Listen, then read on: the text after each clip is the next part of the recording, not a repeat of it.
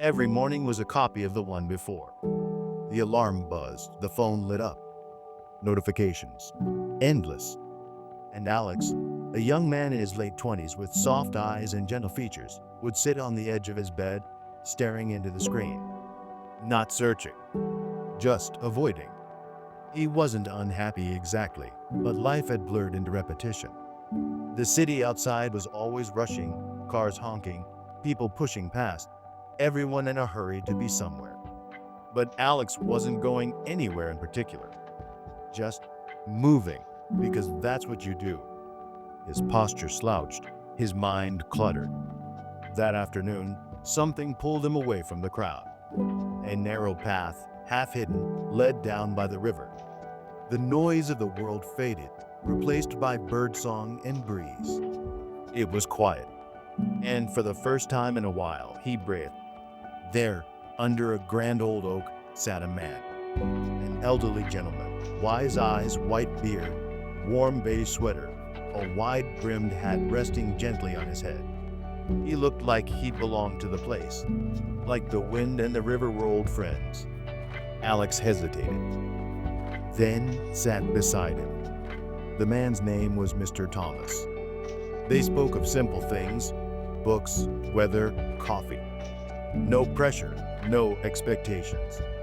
And that was a relief.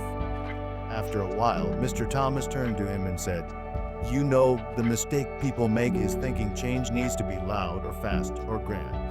But real change, it begins with one small act, one moment of presence. Move one stone, not the whole mountain." Alex didn't reply, but something in him shifted. They sat in silence. No words needed. Sometimes the stillness says more. That night, back in his apartment, Alex reached for a book instead of his phone. He read 2 pages. Just 2. But it felt different. It felt deliberate, like placing the first stone. Morning came again. The room hadn't changed, same walls, same bed, same light. But Alex had. He stood straighter. He drank a glass of water. He smiled, just a little. Over the next week, Alex started moving. A short walk turned into a jog into a rhythm. Not perfect, not dramatic, but steady. His posture improved. His gaze lifted. He started noticing the trees again. Then came the habits. Tiny things, easy to ignore. Brushing his teeth without checking his phone. Writing one sentence in a journal. Drinking tea while listening to rain. Folding his clothes with care.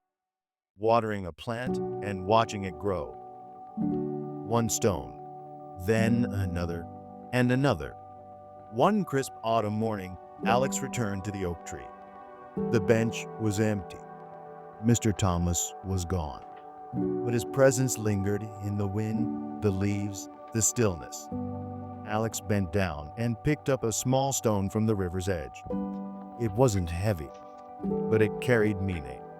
He didn't have a 5-year plan. He hadn't figured it all out, but he no longer felt stuck. He walked forward, lighter, calmer, with a quiet kind of hope. Because he understood now. It only takes one small step to change your life. Big change doesn't happen all at once. It begins with a choice, a moment, a habit, one small stone, moved with intention. Thank you for watching.